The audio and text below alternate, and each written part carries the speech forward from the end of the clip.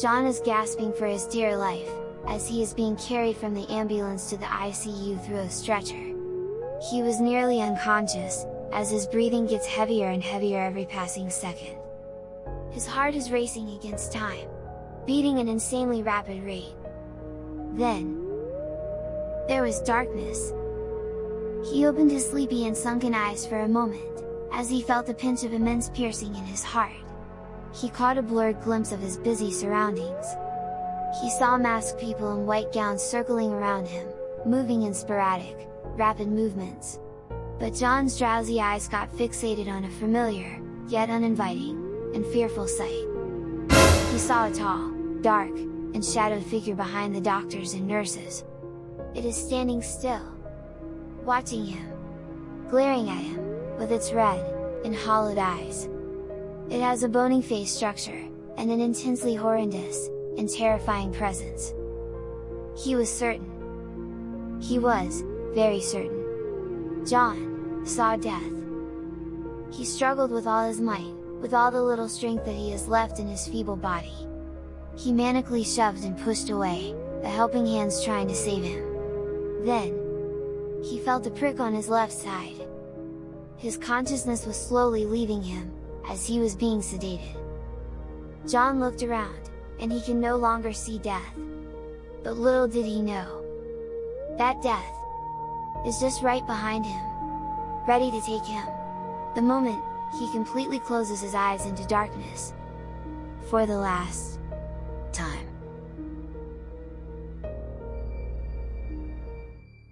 Diane stepped out of the elevator on the 5th floor, as she made her way towards the nurses' station. One of the nurses on that floor went on break, and Diane needs to fill her spot for half an hour. It was just her second day at the hospital, and things have already been difficult for her. She sat on a chair, and browsed through the patient's records and charts, flashed on the monitor screen before her. Then she jumped on her seat when one of the call bells from the patient's room went off. She walked towards the only room at the end of the hall, room 516. She carefully opened the translucent glass door, as cold air greeted her, giving her chills all of a sudden. She slowly entered the dimly lit room, and found an old man lying on the bed. His whole body is completely covered with a blanket, only exposing his dull and lifeless face. Diane was creeped out, as she looks at the man's bulging eyes. His mouth was wide open, and she can see saliva drooping out from it. The old man is looking intently at the ceiling, staring into nothingness.